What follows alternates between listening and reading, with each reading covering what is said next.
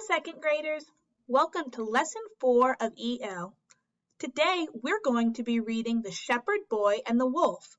Some of you may have already read a version of this last week called The Boy Who Cried Wolf. Let's read. A shepherd boy tended his master's sheep near a dark forest not far from the village. Soon, he found life in the pasture very dull. Dull means boring. He was super bored. All he could do to amuse himself was to talk to his dog or play on his shepherd's pipe. One day, as he sat watching the sheep and the quiet forest and thinking about what he would do should he see a wolf, he thought of a plan to amuse himself. He's trying to think of a way to make himself be less bored. That's what amuse means. His master had told him to call for help should a wolf attack the flock, and the villagers would drive it away. So now, though he had not seen anything that even looked like a wolf, he ran to the village shouting at the top of his voice, "Wolf! Wolf!" As he expected, the villagers who heard the cry dropped their work and ran in great excitement to the pasture. But when they got there, they found the boy doubled up with laughter at the trick he had played on them. Ha, ha, ha! A few days later, the shepherd boy again shouted, "Wolf! Wolf!" Again, the villagers ran to help him, only to be laughed at again. Ha, ha, ha! Then, one evening, as the sun was setting behind the forest and the shadows were creeping out over the pasture, a wolf really did spring from the underbrush, that means he came from the bushes, and fell upon the sheep. In terror, the boy ran toward the village, shouting, "Wolf! Wolf!" But though the villagers heard the cry, they did not run to help him as they had before. "He cannot fool us again," they said. The wolf killed a great many of the boy's sheep and then slipped away into the forest. Liars are not believed, even when they speak the truth. When you come back to do the questions yourself, you can click this button right here and it will read the story to you. Let's go over the questions. Number 1. What animals does the shepherd boy tend near a dark forest? Number 2. Who is the main character in this story?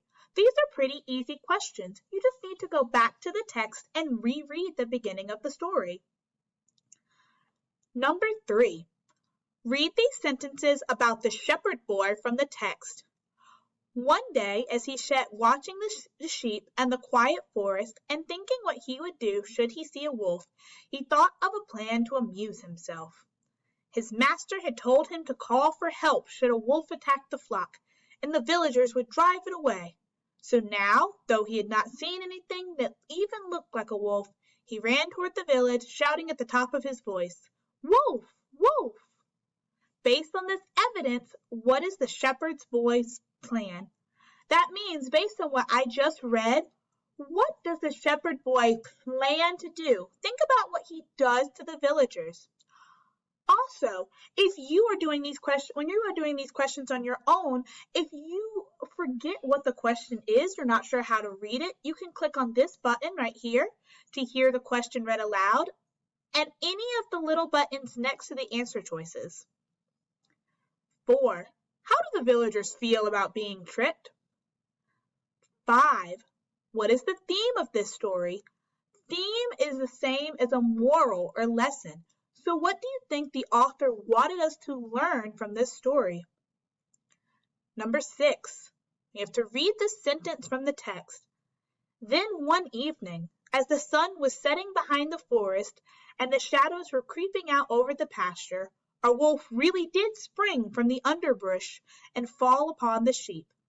What phrase in this sentence helps create a mood of fear? That means, what part of the sentence makes it sound creepy and scary?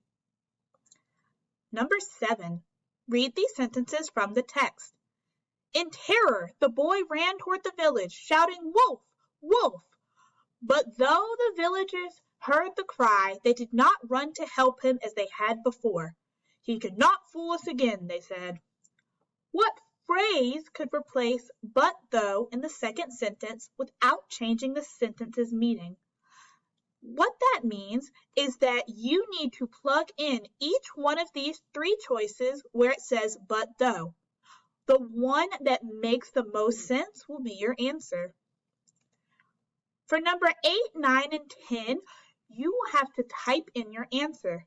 Number 8 says, describe the response of the villagers the third time the boy shouts, wolf, wolf. Not the first time, not the second time, but the third time. When it says describe the response, you need to tell me what the villagers said and what they did. 9. What does the wolf do to many of the boy's sheep? You could start your sentence off by saying, the wolf blank. And number 10. How might the boy be feeling at the end of the story? Support your answer with evidence from the text. You might start your sentence off by saying, the boy is feeling blank because. So you have to tell me how he's feeling and why he's feeling that way.